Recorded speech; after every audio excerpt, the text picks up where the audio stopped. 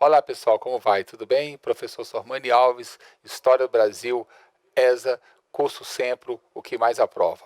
Hoje nós vamos falar sobre a questão, continuar a falar sobre a República e a Nova República, República ou redemocratização, tá? É as duas terminologias que se usa, como eu já falei com vocês, Nova República ou redemocratização, de 85 até os dias atuais. Nesse período eu vou falar com vocês os outros três presidentes. Já tinha falado com você na hora anterior sobre o José Sarney, Fernando Collor e o Itamar Franco, o pai do Plano Real. Agora vamos falar da questão do Fernando Henrique Cardoso, do Lula e da Dilma. Então, nesse período aqui, você tem muito isso, a corrupção, a moeda, o real como a moeda estável, de estabilidade da economia, né? E essa corrupção que foi aumentada poderosamente nesse período aqui. O primeiro desses presidentes, o Fernando Henrique Cardoso, que vai fazer o Bolsa Escola, assim como o pai do Plano Real foi Itamar Franco, o Fernando Henrique começou os programas sociais que o Lula depois acabou colocando como Bolsa Família. Então, assim que ele tomou o poder, um governo neoliberal, né, ele ganhou as eleições, devido ao Plano Real, ganhou no primeiro turno do próprio Lula, em 94, tomou posse em 95, vai ser o primeiro presidente reeleito da história brasileira, ficando 8 anos, até antes dele nunca tinha acontecido isso, e ele é caracterizado por um governo neoliberal, né? Mais uma vez, é o governo, e esse aqui é o mais dele, né? Muita gente fala que praticamente só ele, porque na verdade ele ficou 8 anos. Então fala assim, quem privatizou tudo foi o Fernando Henrique. Não, isso começou com Collor, isso teve continuidade com o Itamar Franco, só que como ele ficou 8 anos, apareceu mais. Ele realmente privatizou muito mais do que os outros dois. Uma política de privatização neoliberal alinhado à globalização ao que estava acontecendo no mundo atual. A política de estabilidade e da continuidade do Plano Real foi o principal apelo da campanha eleitoral, que se ele vencesse as eleições, ele ia continuar com o Plano Real e que o Lula iria acabar com o Plano Real. O Lula realmente tinha falado que poderia rever a questão do Plano Real. Falar de rever, aí já foi utilizado contra ele, que ele ia usar não ia ser o Plano Real, ele não ia continuar com o Plano Real. Muita gente já estava acreditando na questão do plano, principalmente não ter o confisco e não ter o congelamento, por isso a população, a maioria da população votou nele, por isso que ele ganhou até no primeiro turno. FHC continuou o processo de privatização de empresas, como eu falei com vocês, estatais, iniciados por Collor e que teve continuidade com Itamar.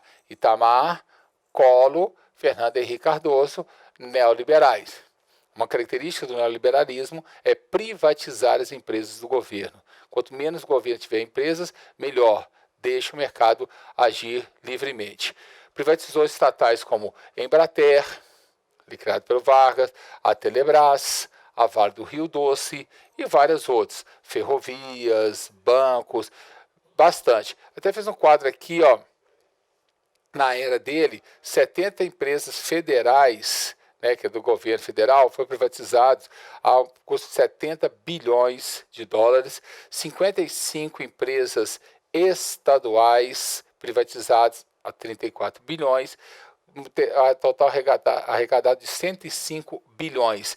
Sempre se usou aqui a privatização seria para melhorar a infraestrutura do país, principalmente saúde e educação, e você sabe que esse dinheiro não foi para isso, certo? O que se ganhou com a privatizações sumiu por aí afora, principalmente com a questão da corrupção, que você sabe que existe mesmo. Foram privatizadas, como eu falei, rodovias federais, bancos estaduais responsáveis pelo déficit público e o sistema telefônico brasileiro. Muitas das privatizações foram interessantes, muito boas. Por exemplo, as rodovias federais, muitas delas foram privatizadas e hoje mesmo que você paga a questão do pedágio, mas você tem uma estrada de melhor qualidade para você rodar. Um país que é totalmente voltado para rodovias, principalmente com os caminhões, foram melhor. Muitos bancos estaduais, por exemplo, que financiavam campanhas para governador, foi interessante também. dessas privatizações. O problema é que algumas privatizações foram legais, o problema é que o dinheiro não apareceu para o bem do país, né? Era mais para se pagar a dívida externa, que muitas vezes foi utilizado, que a gente está devendo demais. Então, muito dinheiro que a gente privatizava acabava pagando dívida e acabou não investindo em infraestrutura e também o fato da corrupção. Foi nessa época, quando ele privatizou o sistema telefônico, que vai surgir no Brasil a internet e o celular. Então, a internet e celular é coisa de 95, certo? Você tem avós, você tem pais, por exemplo, que pegaram a transição disso aí da internet com o celular, que hoje é muito comum. Olha o celular primeiro que apareceu, os grandes aqui, né? Com antena e tudo mais. Caríssimo, né? Quase 2.000, 2.500 você tem um telefone, e praticamente se você habilitar uma linha de celular era uma faixa de 3.000, então era uma coisa de 5.000 assim, reais para você ter questão de telefone, ou 6, era uma coisa assim de só pessoas muito ricas mesmo, com situação financeira muito legal, que poderia ter. O celular em 95 era ostentação total, né? Então, como que as coisas já deram uma mudada, que hoje é um dos países que mais se usa a questão do telefone celular, é a questão do Brasil. E era pouquíssimas pessoas que tinham. Fernando Henrique conseguiu a aprovação de várias emendas à Constituição, a Constituição de 88, algumas emendas, algumas mudanças, né, que facilitaram a entrada de empresas estrangeiras no Brasil. Muitas empresas vão entrar aqui com menos isenção de impostos, entendeu? Com mais isenção de impostos, pagando menos impostos. Então, muitas empresas vão aproveitar esse momento de abertura de neoliberalismo e entrar no Brasil, o que prejudica muitas as pequenas e médias empresas do Brasil, principalmente as pequenas e médias Brasil, muitas delas faliram. O negócio era ter, como a gente tem hoje, bastante multinacionais estrangeiras, que fala que vai gerar emprego, que vai melhorias para o Brasil, e não é bem assim, né? A gente sabe que não, que os lucros vão todos para fora.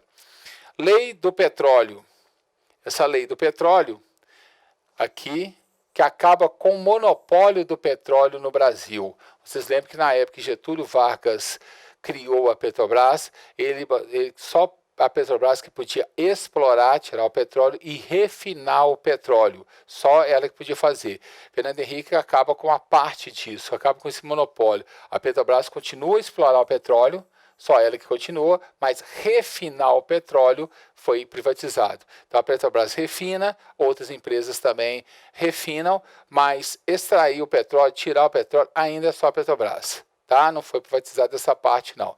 O que as empresas como Shell, a Texaco, por exemplo, são loucas para acontecer isso, para elas poderem explorar o petróleo no Brasil. Mas, por enquanto, é só a Petrobras. Agora, refinar está privatizado. Reforma na Previdência Social, passa a valer no Brasil a aposentadoria por idade e tempo de contribuição. Várias fraudes contra o sistema previdenciário foram investigadas, nem todas apuradas com rigor e até hoje não estão apuradas. Na época que, por exemplo, você tinha 30 anos, até antes dessa reforma, você fazia 30 anos de serviço, você aposentava. Então, muita gente aposentava com 40 anos, 45 anos, fez 30 porque começava a trabalhar muito cedo. Agora não. Agora colocou-se uma idade mínima. Na época que ele colocou, era 55 anos para o homem, 53 para as mulheres, e você tinha que ter 35 anos de contribuição para o homem e 30 para a mulher. Ok? Só que depois foi aumentando isso, aquelas coisas, então o homem passa a ser 65 anos hoje e a mulher 62 anos de idade, tempo mínimo, para você pedir aposentadoria. E você tem que ter de 35 anos para o homem e 30 anos para a mulher para se aposentar. O que ele fez aqui foi uma aposentadoria especial para algumas categorias, principalmente para a questão dos professores, né? Os professores, o homem com 30 anos, não 35, e a mulher 25 e não 30, tá? Maiores acordos comerciais com o Mercosul. Então, o Mercosul começa, o Mercosul, que é o acordo, o bloco econômico que tem Brasil, Argentina, Paraguai, Uruguai, a Venezuela, que fazia parte, agora está suspensa, justamente por causa da questão do Maduro ser um presidente mais ditatorial. Então, nós temos aí como membros fixos mesmo Brasil, Argentina, Paraguai e Uruguai. Então, os acordos vão começar a ficar mais intensos um com o outro, não é verdade? Então, sugeria-se, esse Mercosul só não vai ficar mais consolidado porque é uma questão de vaidade, cada um quer vender mais caro para o outro e comprar mais barato. E um bloco econômico não é isso, é a união de todos, cada um vai vender os seus produtos por um preço melhor para contribuir para cada bloco. Então o bloco não dá muito certo, ele não avança. E os Estados Unidos praticamente não gostam muito desse bloco, né? Porque se o bloco dá certo, se eles fazem comércio entre eles, eles compram menos dos Estados Unidos, certo? Ampliou-se o investimento em educação superior, faculdades e pós-graduação. Como ele foi professor, trabalhou na Sorbonne, professor de Sociologia, certo? Ele vai fazer dessa forma. Faculdades e pós-graduação começa a ser a valer no Brasil dessa época. Criação de linhas de crédito para instituições de ensino. Então, o que vai fazer, na época, é incentivar que a população tenha curso superior. É a partir do governo dele que o curso superior cada vez vai se tornando mais necessário e o ensino médio menos importante. Não é que, lógico, para você chegar ao curso superior, você tem que ter o ensino médio. Porém, Maurício, você pode ver que de concursos, você mesmo como formado no ensino médio, você praticamente as chances de emprego são menores. Ok? As chances de emprego maiores são para as pessoas que têm curso superior. Praticamente, eu acho que quase grande parte que sai do ensino médio, ele vai ter que fazer a questão do curso superior, porque com o ensino médio ficou muito difícil você arrumar a questão de emprego. Já teve uma época ensino médio, na época, na década de 80, que você fazia o ensino médio, por exemplo, você virava até gerente de banco. Hoje, um gerente de banco com ensino médio não existe, ok? Então, ele começou a incentivar a questão da educação para o curso superior. Foi aprovada uma emenda constitucional que criou a reeleição para os cargos executivos. A primeira vez na história que poderia ter reeleição para presidente, governador e prefeito. E houve denúncias de corrupção com a aprovação da reeleição. Alguns deputados falaram que receberam algum dinheiro para votar a favor da reeleição, do projeto da reeleição.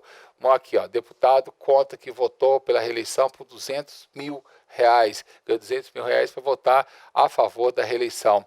Então, a partir dessa emenda na Constituição, o Brasil passa a ter reeleição para presidente, governador e prefeito. E privatização de empresas também, estatais, há denúncias que houve corrupção também. Umas foram aprovadas, outras não.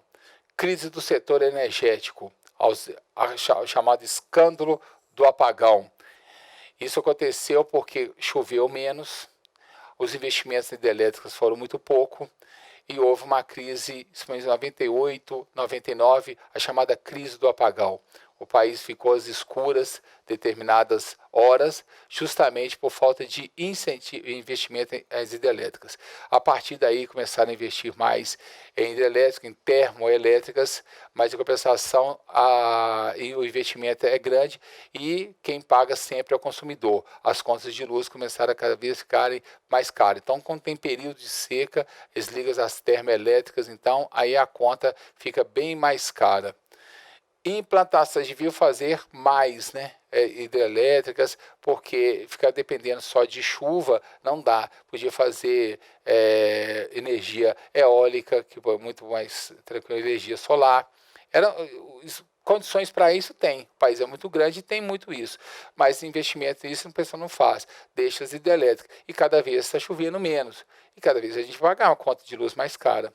Implantação do gasoduto Brasil e Bolívia, mas depois com a questão do pré-sal, a gente até tem muito gás natural juntamente com os petróleos na área do pré-sal. Mas a gente fez essa implantação trazendo gás da Bolívia Brasil.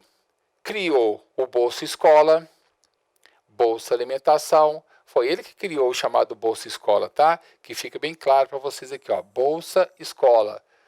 Esse Bolsa Alimentação, Vale Gás, que a pessoa recebia um ticket para trocar pelo gás no final do mês. Remédios genéricos, que até o José Serra, que era o ministro da Saúde, começou através disso, que foi muito bom, remédios genéricos.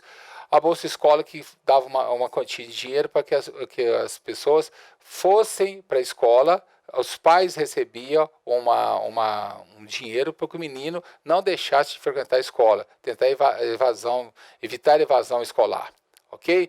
O pior é que muita gente acaba indo só por causa disso. Então o pessoal vai lá justamente por causa disso. Infelizmente acontece isso, porque senão se não for, ele perde hoje o chamado Bolsa Família. Mas quem começou com isso foi ele, que beneficiaram 4 milhões de pessoas, de família, e esses programas mais tarde, com Lula, vieram a chamar Bolsa Família Fome Zero, como está aqui, ó. Tá vendo? O que é a Bolsa Família? Unificação do cartão alimentação, do Bolsa Escola, do Bolsa Alimentação e do Vale Gás, tá vendo? Une só no um e faz um cartão só. Em vez de você colocar cada um aqui, você dá um cartão só e é o chamado Bolsa Família. Aí tem a diferença. Então não foi o Lula que começou com esses programas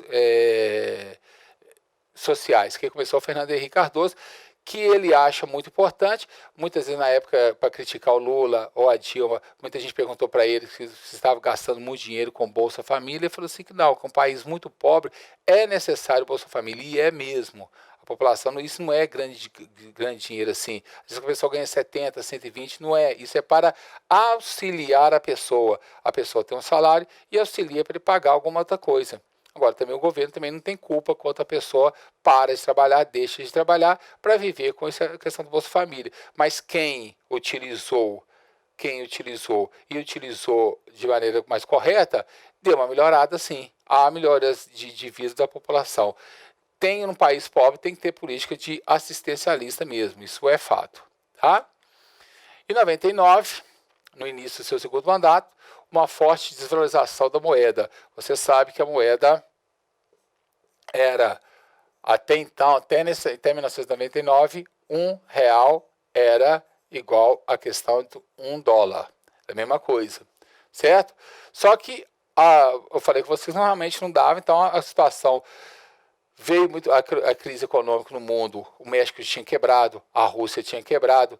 Muita gente achava que a bola da vez seria o Brasil. E houve uma forte desvalorização da moeda em nível mundial. Então, para você ter $1, agora você está precisando de R$4. O negócio disparou. Até o Fernando Henrique pensou em fazer até um novo plano, porque tinha com medo da moeda desvalorizar demais. Só não fez porque os Estados Unidos chegou, negociou, reestruturou a dívida aqui, porque senão a gente tinha quebrado. Porque os Estados Unidos pensou, se o Brasil quebra, Bolívia, Paraguai, Uruguai, todo mundo vai atrás. A Argentina mesmo tinha quebrado 2 anos depois, tentou fazer essa mesma política, né, com os Estados Unidos não fez. Mas o Brasil, eles têm aquela coisa importante com o Brasil, ele é respeitado justamente porque pela sua grandeza, pelos recursos naturais e pela população grande, um mercado consumidor muito grande. Então o Brasil passa por uma grave crise financeira que, para ser controlada, teve como consequência um aumento dos juros novamente, que levou os juros reais mais altos da sua história, e um aumento enorme da dívida interna e uma questão do desemprego que aumentou. Então, realmente, as pessoas ele incentivou muita gente a fazer universidade, muita gente estava na universidade, saiu da faculdade, da universidade, e estava desempregado. Então, nós temos uma crise, a inflação continuava controlada, inclusive a inflação estava a 12% ao ano, estava bem controlada, muito melhor do que aquelas outras que a gente já viu, de 6.000%, mas a crise estava ruim, estava complicado. O nível de violência aumentou, invasões do movimento sem terra aos latifúndios. Então havia uma crise social muito maior. Nesse quadro, quando a economia não está bem, você sabe que qualquer candidato de oposição tem mais chance de ganhar.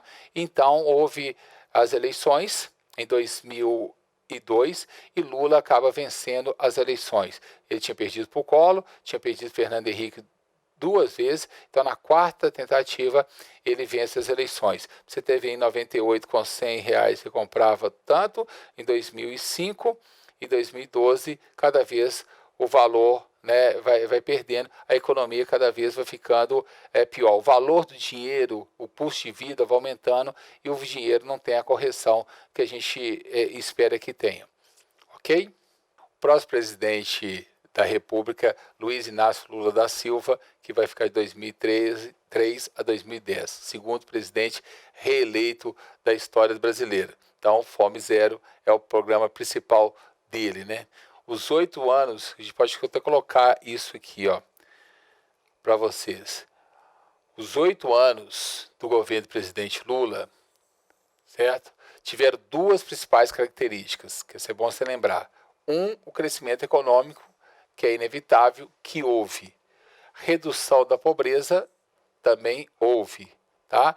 Agora, os escândalos políticos que abalaram o PT, também houve, acabou, de tantos escândalos, acabou sendo preso, certo? Então, essa é a característica base do governo Lula.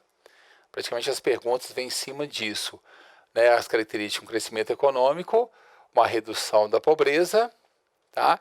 Mais escândalos políticos que vão abalar o PT, ok? Terminou o mandato com 83% de aprovação, porque os escândalos surgiram muito depois, né? Eles foram apurados depois, mas quando ele saiu, a economia estava tranquila, a população comprando, viajando de avião, certo? A população podendo comprar, o consumo era muito grande no país, o consumo interno foi muito grande, então a aprovação dele fez com que ele elegesse, né? Ele indicou Dilma Rousseff, e Dilma Rousseff ganhou as eleições, tornando-se a primeira mulher a presidente do Brasil. E saiu do mandato dele com um número expressivo de 83%. Próximo, aqui, ó. Vou mostrar para vocês aqui. Na economia, o maior mérito dele foi a manutenção do plano real. Muita gente até falava que ele não ia conseguir, que ele não ia manter, fazer outro plano. Era bobagem se ele fizesse, né? Porque realmente o plano real estabilizou a economia, como eu já falei com vocês. Permitiu a estabilidade econômica. O produto interno bruto, o PIB, teve um crescimento médio de 4%. Hoje está crescendo a 0,2, 0,1, até negativo foi. 4% era um nível bacana para um país como o Brasil. O Brasil retirou-se do FMI, né, como eu falei com vocês. O Brasil tinha feito a primeira dívida com o FMI na época de Juscelino Kubitschek, depois no governo Castelo Branco foi pago, depois na época do Figueiredo, em 1982, o Brasil volta ao FMI. Então, em 2010, o Lula vai e paga-se da questão do FMI, retira-se do FMI. E é bom mesmo a gente voltar para ele, porque se precisar de dinheiro e pegar dinheiro do FMI, a economia ela vai para o buraco mesmo, com certeza. A dívida externa continua. Então tem uma coisa aqui do gráfico, que é a redução da pobreza, como eu falei com vocês, que encolheu no governo dele. Era de 3,49 em 1992, no governo do Collor. No governo Fernando Henrique está 38%, já no governo do Lula está instalado a criação do Bolsa Família. Então ele já pegou um país com 39% da população em situação de pobreza e encolheu em 2011 para 21%. Esse encolhimento faz com que a população vá votando nele, faz que mesmo ele estando preso, a população ainda quer que ele seja presidente da República, ainda é um clamor popular. Então muita população que teve melhoria, teve redução da pobreza e que hoje não tem mais, espera que com a volta dele volte o que era antigamente. O Brasil vai crescer novamente dessa forma. Foi muito parecida a questão de Getúlio Vargas, né? Ele saiu, deixou o país numa economia muito bem estável, veio o Dutra, a inflação aumentou, a dívida externa, muita gente votou no Dutra, no Vargas novamente, para ver se ele voltava e conseguisse melhorar a economia, coisa que ele não conseguiu e acabou suicidando. Então muita gente acha que se o Lula voltasse a ser presidente, a questão da redução da pobreza seria grande também, tá? Só muita gente pensa dessa forma. Neste parte do orçamento, investe grande parte do orçamento nos programas sociais. Bolsa Família, o Fome Zero, né, que é o programa dele, Luz para Todos, Minha Casa Minha Vida, a questão do Enem, tudo isso foi questão do governo dele, que começou no governo Fernando Henrique Cardoso com Bolsa Escola e ele ampliou. Né, a questão do Bolsa Família aqui que vocês estão vendo aqui. Colocou num cartão só o Vale Gás, o Bolsa Alimentação, o Bolsa Escola, um programa só chamado Bolsa Família. Esse e outros programas visam, por exemplo, ProUni, também que teve aqui, né, o Menor Aprendiz, o Primeiro Emprego. Isso tudo são programas sociais que visam melhorias para a população que vive abaixo da linha da pobreza, que era praticamente 27% da população, como vocês viram ali, vivendo abaixo da linha da pobreza. E há uma diminuição muito grande disso. Você vira 39%, cai para 21% e vai cair mais ainda depois, na continuação do governo dele. No seu governo houve aumento real do salário mínimo acima dos índices inflacionários. Então, nesse governo, teve sim. Então, por exemplo, se a inflação dava 5% no ano, o salário mínimo aumentava 7%, 8%. Isso acontecia. Você vai lembrar disso aí. Hoje, por exemplo, o governo do Michel Temer, se a inflação deu 2%, 2% de aumento do salário mínimo. Se a inflação deu 4%, 4% de aumento do salário mínimo. Então, isso não é aumento real, você está repondo a perdas com a inflação. No governo do Lula, se a inflação, se o salário mínimo dava 4%, havia um aumento de 5%, 6%. Foi praticamente, depois de Getúlio Vargas, a única vez que teve um aumento real de salário mínimo. Geralmente, às vezes, o salário mínimo era até corrigido abaixo da inflação. Muitas vezes, ele é corrigido de acordo com a inflação. Mas no governo do Lula, houve sim aumento acima da inflação, ou por isso que chama-se aumento real do salário mínimo, coisas que são inegáveis que aconteceram mesmo.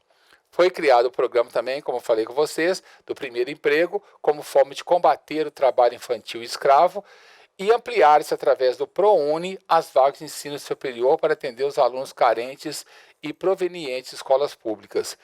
Muitas pessoas, aí veio a questão do FIES, muitas pessoas puderam estudar a questão do ProUni. Isso é para atender pessoas mais carentes. E atendeu mesmo. O número de pessoas que entraram na universidade foi muito grande. Inclusive, ele até ganhou um prêmio de um país que mais teve gente entrando na universidade em um período de 4 anos. Foi aqui a questão do Brasil, justamente por questão do ProUni, tá? Então, o principal destino do Bolsa Família, quantas pessoas recebem? Eles mesmos falavam que a maioria deles que recebe é para alimentação. 87% gasta o dinheiro da Bolsa Família para alimentar. É assistencialista mesmo. Outros para comprar material escolar, é importante. Outro para vestuário. Outros aqui para 22% para remédio. Outros 10% para o gás, para pagar a luz, tá? Tratamento médico, água. Ok? Então, na verdade, quem utiliza isso aí como a questão, uma ajuda social do governo, gasta direito, principalmente na alimentação e material escolar, segundo. Tá vendo? Agora, se tem pessoas que usam para se drogar, para beber, isso é questão do governo, certo? É do caráter, foro íntimo da pessoa. Tá legal? Mas praticamente a maioria que usa e utiliza de maneira correta, usa para a questão da alimentação. Continuando aqui, o pior aspecto do governo petista, aí que foi, entre a parte ruim, né? O pior aspecto do governo foram os sucessivos escândalos políticos. Começa com esse mensalão em 2005, ele quase que o pessoal pediu o impeachment dele nesse período. O que ele fazia? Ele tinha que aprovar alguns projetos. Os deputados não aprovavam. Então ele mandava um projeto, né? Tá aqui a questão do Lula. E aí os deputados, ele mandava um projeto e os deputados devolviam e não aprovava.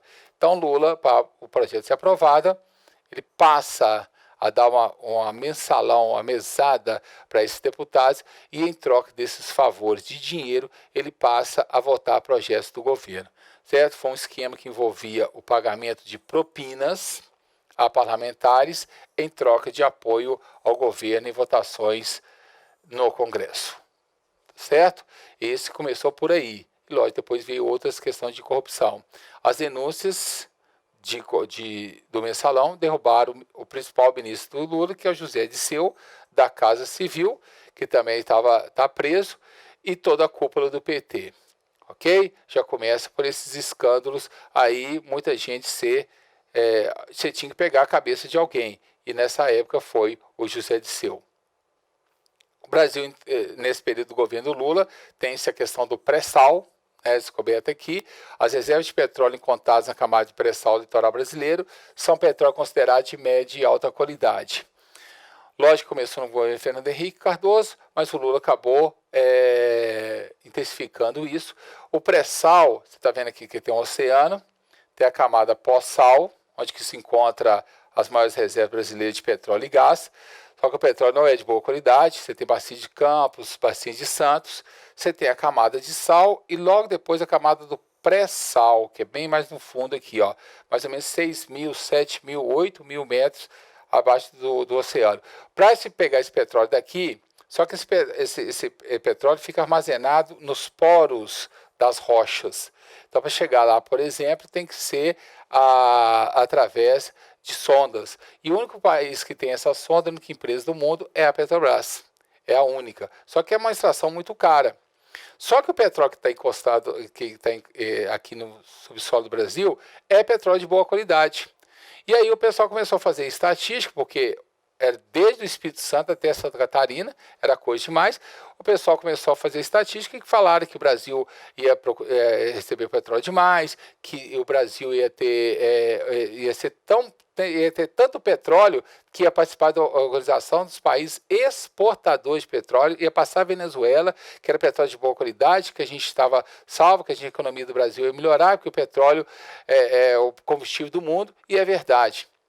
Até o Lula fez o mesmo gesto lá com o que o Getúlio Vargas fez quando ele criou a Petrobras. O Lula fez a questão do pré-sal, certo? Só que o pessoal passou a gastar o dinheiro como se você gasta um dinheiro que você não tem, como se fosse um cheque especial, você vai começar a gastar. Você fala, a Petrobras, nós vamos ficar rico mesmo com a Petrobras. A gente gasta o dinheiro da Petrobras que tem que gastar e depois, na hora que o lucro vier do pré-sal, a gente vai e repõe esse dinheiro. Let engano, né? Gastaram e quebraram a empresa. Certo? Essa não vai questão de falir, porque foi uma empresa estatal, mas simplesmente conseguiram quebrar uma empresa que tinha sido criada por Getúlio Vargas, justamente por isso. Se pensou que ia produzir bastante, que ia ficar rico demais, e hoje praticamente a Petrobras nem está conseguindo direito tirar a questão do pré-sal, e algumas áreas do pré-sal já foram até privatizadas, porque o governo, a Petrobras não tem condições de mais de perfurar até lá embaixo. Nas eleições de 2010, Lula, né, com a economia em alta, aqui a economia estava em alta, desemprego muito baixo, o desemprego estava na casa de 3, 4%. Se hoje são 13, 14 milhões de desempregados, você tinha 3 mil desempregados, isso é praticamente quase que pleno emprego.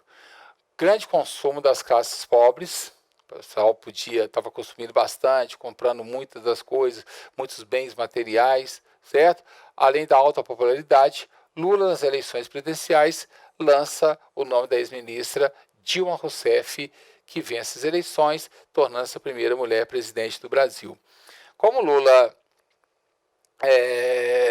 era muito popular, e ainda é popular, muita gente acredita nele, não foi difícil ele eleger a Dilma. Ele elegeu a Dilma porque a economia estava bem. Quando o Itamar Franco já começou a melhorar com o Plano Real, ele fez o Fernando Henrique como presidente. No primeiro mandato dele, a economia estava boa, ele conseguiu a reeleição. A economia já deu sinal de enfraquecimento, o povo votou no Lula. A economia deu uma melhorada, ele foi reeleito. A economia estava boa, estava em alta, estava crescimento bacana, ele fez a questão da Dilma Rousseff ser a primeira presidente do Brasil. Ok? Sempre a gente teve presidentes da elite, latifundiários, né, presidentes mais ricos. Então nós tivemos dois presidentes, um operário, que foi o Lula, que nunca teve o curso superior, foi o único que não teve o curso superior, os outros tiveram todos, inclusive a Dilma também tem, e a primeira mulher a ser eleita presidente da República. Então nós tivemos os dois últimos presidentes de uma maneira histórica. Um operário, veio da classe baixa mesmo, pobre, realmente veio, né, sem curso superior, e a outra, a questão da primeira mulher como sendo presidente. Ela elegeu, né, lógico que ela foi eleita aqui, ó, herdeira política do Lula, só foi por isso mesmo, elegeu prometendo manter a estabilidade econômica, que não vai conseguir, ampliar os investimentos em programas como PAC, Programa de Aceleração Minha Casa Minha Vida, ProUni. Segundo o presidente do Ibope, em 4 de abril de 2012, a aprovação do governo era de 77%, que a economia estava bem, 2012. O Lula saiu em 2010, ela entrou em 2011, 2012, estava tranquilo. As áreas do governo com menor aprovação era de combate à fome, com a melhor aprovação, era combate à fome e à pobreza. O meio ambiente, que ela mexeu, e combate ao desemprego. Já nas áreas com pior avaliação eram os impostos, que vão aumentar depois, saúde e segurança pública.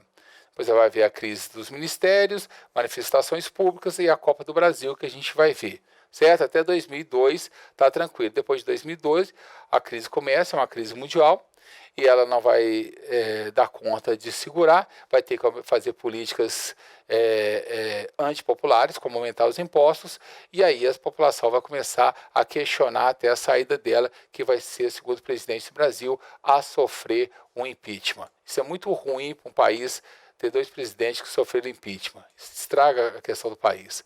2012, que ela vai fazer a primeira coisa, assim, instalação da Comissão Nacional da Verdade, que vai apurar todos os crimes cometidos, violações de direitos humanos, ocorridos em 46 e 88. Logicamente que o período entre 64 e 85 vão ser mais apurados. A Comissão da Verdade, como ela foi uma prisioneira política, como ela foi torturada na época do governo Médici, ela ficou presa de 70 a 72, ela vai fazer essa Comissão da Verdade, ela instala a Comissão da Verdade para apurar a questão de violação dos direitos humanos. Então, muitas das pessoas que tiveram seus direitos violados, essas pessoas acabaram entrando com recurso contra o Estado e acabaram ganhando algumas indenizações. Comprovadamente, a Comissão da Verdade, ela pode apurar, ela não pode prender. Já falei isso com vocês. As pessoas que participaram do período militar, tanto da esquerda, que era combatendo os militares, como os militares, eles não podem serem punidos. Falei com você que existe a questão da lei da anistia. Eles não punidos, não pode. Então a Comissão da Verdade, ela pode somente apurar. E em cima disso, tentar amenizar a questão histórica, ou como indenização, ou comprovando as verdades que foram ditas de outra maneira, ok? Então, realmente fez isso. O relatório final responsabilizou 377 pessoas por crime como tortura e assassinato. Então, 377 pessoas foram penalizadas, mas só que ela não tem poder de punição, como eu falei com vocês. Então, nenhum delas pode ser preso, ok? Eu até chorou no dia que fez aqui, das apurações, mas, como eu falei com vocês, punição não pode. Foi apurado que 377 pessoas cometeram esses tipos de tortura, mas nenhum pode ser punido, nem militares, nem pessoas, os chamados subversivos, os comunistas da época. Lei de acesso à informação. Nessa lei de acesso à informação, ela obriga os órgãos públicos a prestar informações sobre atividades a qualquer cidadão interessado em todo o serviço público. É a partir daí que você entra no portal da transparência, vê quanto um deputado está ganhando, quanto o governo gastou, por que colocou um dinheiro lá na sua conta, por que não entrou, certo? Então tem o portal da transparência, que é a partir do governo dela que foi feito. Então, em cima desse portal dá para você pegar muita coisa, porque o cara ganha às vezes 40, 20 mil, 22 mil e tem despesas de 40, 50, entendeu? Muitas vezes foi pego pessoas que mexiam com a questão de corrupção justamente pelo portal de transparência, que justamente prova que a pessoa tem um tipo de ganho e tem um padrão de vida muito maior do que aquilo ali. 2012, lei que alterou o Código Florestal. Um dos principais objetivos foi preservar a vegetação e recuperar parte do que foi desmatado. A partir do Código Florestal, certo? Muitos locais que poderiam estar sendo desmatados não podem. Agora, qualquer local, área de preservação, você não pode desmatar, porque às vezes o pessoal desmatava e não acontecia nada. Se acontecer isso, a multa é altíssima. Você tem que ressarcir aos cofres públicos. Ok? Então, evitar certas coisas, mas ainda você sabe que o país é muito grande, e como o país é muito grande, tem locais assim que não tem condições de ter fiscalização, mesmo porque guarda florestal é muito pouco também. Mas foi uma tentativa, pelo menos tem lei sobre essa questão, que é chamado Código Florestal, que foi feito no governo da Dilma. 2013, a chamada passeata que vai ter, né? A chamada revolta dos 20 centavos, aquela coisa, vem para a rua, certo? Lá que começou em São Paulo. Isso aí você deve ter visto isso. Movimento contra o aumento do preço do transporte público em algumas capitais encadeou a maior protesto da história do país. A população nunca teve isso, nunca a população saiu tanto nas ruas como isso. É o chamado, chama-se de revolta dos 20 centavos. Que eles foram aumentar a passagem, né? A passagem estava aumentada para 20 centavos, tornando a passagem de São Paulo a mais cara do mundo. E a população começou a fazer protesto, e virou uma bola de neve e fizeram bastante protesto pelo Brasil todo. Tinha até a Copa das Confederações do Brasil naquela época. Se pensou até em transferir essa Copa das Confederações, quase que ela não foi realizada, quase que ela foi interrompida de tantos protestos que tinha da população, que parou transporte público, parou metrô, parou rodovias, parou ferrovias. Houve uma paralisação muito grande da população exigindo melhorias, aproveitando sobre o aumento do preço, melhorias na infraestrutura, na saúde, na educação, menos corrupção. A gente até achou que esse movimento poderia continuar e aconteceria coisas melhores, mas infelizmente a corrupção ainda continuou. Então, uma série de protestos, manifestações no Brasil e no mundo organizados pelas redes sociais. Era muito fácil convocar a população através das redes sociais, né? Por isso que o movimento tinha muita gente, era muito mais fácil. O principal, mas não o único motivo da revolta é o aumento da tarifa de ônibus na capital de São Paulo em 20 centavos, tornando a mais cara tarifa do mundo. E a partir daí, a população vem para a rua, certo? Vem para a rua exigindo outras melhorias e o fim da corrupção. No governo... Ao que a Dilma fez? A Dilma disse que estava ouvindo após Voz da Mudança e anunciou 5 pactos para atender os pedidos. Uma, responsabilidade fiscal, que não teve. Reforma política, que não teve. Melhorias na saúde, de jeito nenhum. Transporte e educação, de forma alguma. Além de um plebiscito para a reforma da Constituinte, mudar algumas coisas na Constituinte, que também é um plebiscito que o povo vota para alguma reforma, que também não houve. O único pacto cumprido foi da saúde, muito pouco, com a criação dos mais médicos. E esses mais médicos, principalmente, vieram de fora, né? Que a maioria dos médicos não queria atender a questão da periferia, ou achava realmente que era uma situação ruim, porque ganhava muito mal, o governo investiu, salário muito baixo. Então, eles trouxeram os médicos cubanos para atender aqui no Brasil. Principalmente a única coisa que ela fez, um pouco dessas melhorias. Agora, investir em educação, transporte, de forma alguma, né? Reforma política, responsabilidade fiscal, ou seja, gastar de acordo com o que se arrecada, nunca mais do que o necessário. Isso aqui até vai derrubar ela, porque ela sempre estava gastando mais do que arrecadava, tá? Aliás, todos os presidentes fizeram isso, mas como eles queriam derrubar a presidente, você tinha uma coisa para você colocar como meta, né, objetivo para derrubar a pessoa, como item principal. Tivemos também nesse período do governo da Dilma a Copa do Mundo de 2014, do famoso 7-1, demonstra ineficiência governamental na realização das obras de transporte e infraestrutura. Praticamente não teve melhorias, falaram que a Copa via para o Brasil, que as coisas iam melhorar, que ia ter melhorias no transporte, na educação, na infraestrutura, pontes, viadutos, ônibus, BRT, e não teve nada disso. Certo? Na verdade, foi ineficiente nada. Só teve os estádios que foram feitos com superfaturamentos, os estádios caríssimos, se gastou milhões, bilhões de dinheiro para construir o estádio ou reformar, certo? Em muitos locais, como por exemplo Manaus, Brasília e Cuiabá, nem futebol tem tanto apelo nesses locais. Então, os estádios lá, elefante branco, de vez em quando alguns times de futebol vão jogar lá.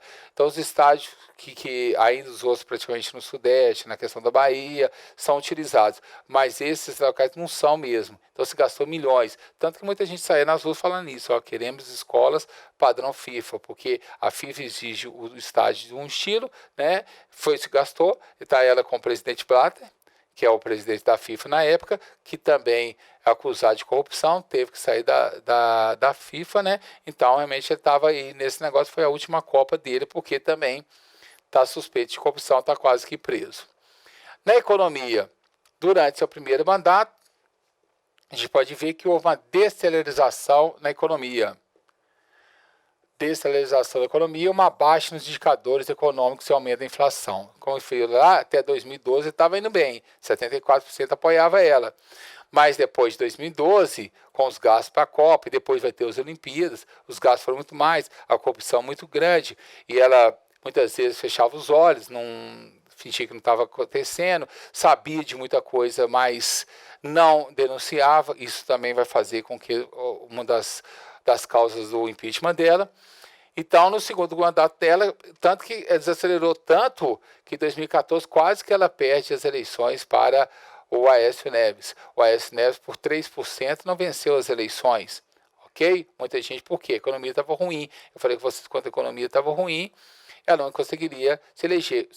Quando começou os 2 primeiros anos que estava tudo bem, se continuasse, ela conseguiria se reeleger facilmente. Aí ela custou a se reeleger. Como ela custou a se reeleger, ela já entrou no segundo mandato com uma grave crise política. Como o país ficou dividido, muito dividido a partir de 2014. Os prós e os contras, né? As pessoas a favor deles, as pessoas contra, e isso começou a atrapalhar bastante o Brasil. Além da crise econômica também. Levar o governo a tomar medidas populares, porque tem uma crise econômica, você vai ter que tomar medidas impopulares, como aumento da luz, da gasolina, dos impostos, mudanças na aposentadoria, a população trabalhar mais, ok? Com mais tempo de trabalho, aposentar mais tarde. Essas atitudes fizeram com que houvesse uma queda na sua popularidade, porque aumentou, justamente ficou 4 anos praticamente sem aumentar. Ficou 4 anos também. Aí quando vem os aumentos, estoura, arrebenta a vida das pessoas, né? Porque os aumentos são grandes demais, porque ficou congelado muito tempo. Pedidos de impeachment começaram a ser feitos quanto a presidente, né? Deixa eu voltar aqui. O pedido de impeachment foi começar a ser feito para que quanto a presidente saísse do poder. Foi feito sob a alegação de altos custos de impostos, as causas das tarifas, as causas do pedido, corrupção na política e o caso da Petrobras, que se tinha gastado dinheiro praticamente quebrou a empresa. Fora que se tinha comprado uma refinaria nos Estados Unidos a um preço superfaturado. Então muita gente fala que às vezes não tem a questão da corrupção, que não foi nada provado, nada contra ela, mas que ela sabia de muitas coisas e não agiu. E a questão das pedaladas fiscais, né? Ou seja, gastando mais dinheiro do que arrecadando, gastando dinheiro para depois repor. Né, vou gastar aquilo aqui, mas depois eu volto. Muitos dos outros presidentes fizeram isso, todos, governadores, prefeitos e tudo mais. Mas como o clamor da rua era muito grande, a população começou a fazer, os deputados e senadores começaram a questionar, pedindo o impeachment dela. Os militares que nunca gostaram de Dilma, justamente por esse passado dela e justamente pela Comissão Nacional da Verdade, ficaram omissos, ficaram quietos, não mexeram com nada, esperaram as coisas acontecerem. Então Dilma teria ordenado, outra coisa, Dilma teria ordenado a edição de créditos suplementares sem autorização do Senado, as chamadas pedaladas fiscais, além de ter realizado a operação de crédito com instituição financeira controlada pela União. Então o Brasil ficou dividido, uns pensando em impeachment da Dilma, quem era a favor dela falava que era golpe. Então, quem é a favor dela fala que foi golpe, quem é contra fala que ela tinha que sair mesmo, tá certo? Então, o Brasil acabou ficando dividido e ela acabou, então, sofrendo a questão do impeachment. Antes do fim do mandato, Dilma Rousseff, no dia 12 de maio de 2016, foi afastado até por 70 dias e quem assumiu foi Michel Temer. Ok? Então, o pessoal foi votar, vocês já viram como foi a votação. Né, foi muito parecida a questão do Collor, a mesma coisa, ela foi decretada impedida, só que ela não recebeu os 8 anos que o Collor recebeu. O Collor ficou 8 anos sem poder candidatar a nada. Como tinha umas coisas que o pessoal não tinha certeza que ela tinha feito ou não tinha tantas provas, ela não recebeu esses 8 anos de impunição. Tanto que as próximas eleições, que ela saiu em 2016 e em 2018, ela pode candidatar a qualquer cargo do executivo, tá? Até para o governador, para o presidente, se ela quiser, ela pode candidatar, porque ela não está impedida. Então, com o resultado desse processo, a mesma foi condenada por crime de responsabilidade fiscal, como eu falei com vocês, pegou foi isso aí, que todos os outros prefeitos e governadores fazem, e, portanto, instituiu seu cargo em 31 de agosto de 2016. Aí, assumindo o presidente Temer, que era o vice dela. Aí o Temer com Lula, então tudo era aliado e depois acabou se tornando inimigo. Os exercícios de revisão dessa matéria. Começando aqui a questão número 1 aqui, para a gente fazer. A vitória de Fernando Henrique Cardoso nas eleições presidenciais de 94 teve como fator decisivo letra A, adoção de uma política eficaz de controle da natalidade, nada a ver, então a gente nem precisa continuar. Letra B, redução da criminalidade no campo, devido ao programa de reforma agrária. Até hoje não tem reforma agrária no país, você sabe disso, então redução da criminalidade no campo não vai ter de jeito nenhum. Foi num período dele, justamente no período dele, que o movimento sem terra foi mais abrangente, foi muito maior, foi mais intenso, foi muito mais invasões. Teve até muito menos no governo do Lula e da Dilma, justamente com o MST é muito ligado à questão do PT. Como o governo era do PSDB, houve muito mais invasões. E houve bastante, tá, no governo dele. Então não teve redução nenhuma da criminalidade no campo. Letra C, política externa de importação e importação de produtos do Mercosul, com o objetivo de reduzir as taxas alfandegárias, resultando em preços mais atrativos no mercado brasileiro. Não, a política nossa é de exportar, não é importar do Mercosul não, tá? Então não tinha nada, praticamente, você faz importação, você faz exportação, mas o principal motivo é exportação, tá? Letra D, implantação do Plano Real, que criou uma moeda estável no país após décadas de inflação. Está falando que teve um fator decisivo, a implantação do Plano Real no governo Itamar Franco, que criou uma moeda estável no país após décadas de inflação. Então ele só foi eleito por causa dessa implantação do Plano Real no governo Itamar Franco. Queda do desemprego, devido à adoção do piano de estatização e intervenção. Na época, não, o emprego estava muito grande. Houve redução do desemprego muito grande. Foi na época do Lula como presidente. Então, a resposta número 1, letra D de dado. Ok? Número 2. O primeiro ano de Dilma Rousseff na presidência, o primeiro ano dela na presidência, teve 2 grandes destaques. Letra A, o aumento descontrolado da inflação, no primeiro ano não, tá? Está perguntando no primeiro ano dela, que foi de 2000, que o Lula saiu em 2010, então ela foi de 2011 a 2014, foi o primeiro ano dela, o primeiro mandato dela. Aumento descontrolado da inflação, isso vai ter aumento já no segundo mandato. O grande crescimento da classe média e o aumento do desemprego, ainda não. Esse aumento da classe média aqui, ó, isso foi no governo do Lula, tá? A diminuição das vendas dos produtos importados, diminuição não, isso nunca vai ter, né? No caso, praticamente. Depois, com a política neoliberal, sempre vai ter aumento da venda de produtos importados. Isso sempre.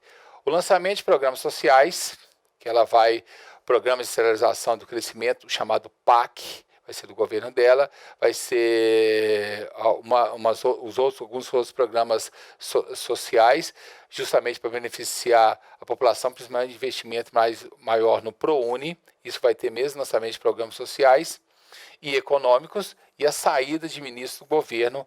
E essa saída do ministro do governo já dava sinal de que eles poderiam ter problemas depois. Que a maioria desses governos era contra praticamente a política dela. Ela colocou lá mais por causa do vice dela, do Michel Temer, era aliado deles. Então, para ter um número de ministros mais aliado dela, ela retirou e colocou mais gente de confiança. Nisso, Michel Temer, com certeza, não gostou, já começou a questão da briga e começa a se armar para tirar Dilma da presidência da República. Isso aconteceu mesmo. maiores investimentos na educação. Isso, toda vez que tiver isso aqui, está errado, né? Porque ninguém investe em questão da educação, isso é fato. Então, a resposta correta, letra D de dado, tá? Próximo, terceira questão. Em relação à nova república, é coerente afirmar que, o que está certo nessa questão aí? O plano cruzado no governo Sarney, beleza, certo? Marcou o processo de estabilização da economia, de forma alguma. Estabilização com o plano real. Ele realmente não houve isso. Pondo fim à especulação financeira, também não, certo? Então não tem condições. Letra B. No processo eleitoral de 89, confirmou-se a implantação da democracia no Brasil, com a participação de candidatos de várias tendências políticas, em que o vencedor no final do segundo turno foi o candidato Lula. O que está errado é aqui, ó. Até aqui tudo certo. Houve realmente implantação, consolidou a implantação da democracia, vários candidatos, mas quem foi eleito em 89 foi Fernando Collor de Mello. Letra C. O Plano Real, lançado no primeiro ano do governo de Fernando Henrique Cardoso, deixou o povo brasileiro em período de expectativa de consumo. Após as eleições de 1998, foi substituído por outro plano, erro, que causou grande frustração na população com a perda do poder aquisitivo. Não foi substituído por outro plano, e o Plano Real, lançado no primeiro ano do governo Fernando Henrique Cardoso, também está errado, foi lançado no governo Itamar Franco. Letra D. O Plano Collor, que ficou marcado pelo confisco das poupanças, tanto garantiu a segurança dos direitos sociais dos trabalhadores, como rejeitou a imposição neoliberais do FMI. Primeiro, é um plano neoliberal, não rejeitou nada, quem mandava aqui no Brasil era o FMI. Outra coisa, marcado pelo confisco, tá certo, garantiu a segurança dos direitos sociais dos trabalhadores. De jeito nenhum, tirou o dinheiro das pessoas, né? Garantiu nada, tá errado também. E a letra E, no governo Lula, falando, um dos principais aspectos da política social é o programa Fome Zero, certo? Que caracterizava muito claramente a preocupação do governo com as chamadas classes mais humildes do país. Totalmente correto. Letra E, a questão número 3. Questão número 4. Os dois governos do presidente Luiz Inácio Lula da Silva ficaram marcados por diversos fatos de grande exploração da mídia, midiática, seja a favor ou contra o governo. Assinar a alternativa que indica incorretamente um desses fatos durante o governo do Lula. Letra A. Denúncia do caso do mensalão no Congresso Nacional. Correto, que é para marcar a incorreta. Então houve mesmo, denúncia do caso mensalão no Congresso Nacional. No governo dele teve sim. Criação do programa Bolsa Família, exatamente. Criação do programa Fome Zero, exatamente. Denúncia de corrupção na privatização do sistema de telecomunicação nacional. Quem fez essa privatização no setor de telecomunicação é o Fernando Henrique Cardoso, não foi o Lula. Envio de tropas de paz no Haiti, que ele mandou a seleção brasileira lá, a população foi, o Ronaldinho, o Ronaldo Gaúcho, e todo mundo, ele fez essa emissão de paz no Haiti, isso foi verdade, isso aconteceu mesmo. Então a resposta correta é a letra D, que é para marcar o incorreto, então a letra D, que foi Fernando Henrique que fez. Na questão número 5, na história da recente do Brasil, na história da República Brasileira, a eleição de Lula foi um fato inédito em decorrência de haver setores do Exército Nacional interessados em realizar um golpe para impedir sua posse. Não teve nada disso, tá? Isso não teve. B, de ter sido ele um grande intelectual acadêmico, não, criando grande experiência de desenvolvimento econômico. Ele tinha um curso superior, como eu falei com vocês, então não era um grande intelectual acadêmico, ele era um trabalhador, tá? De ter sido ele o primeiro operário, membro de um partido de esquerda a governar o país, foi um operário, a esquerda, foi a primeira vez que a esquerda conseguiu o poder no Brasil, foi através do Lula. Isso é verdadeiro. De ter conseguido se eleger em primeira tentativa, não, ele perdeu 3, ele perdeu para o Collor e 2 para o Fernando Henrique Cardoso. E ter sido o único candidato a prometer acabar com a desigualdade no país, todos prometem, todos praticamente não cumpre, ok? Então eu fico por aqui, um grande abraço, tudo de bom, bons estudos, boa prova e até mais.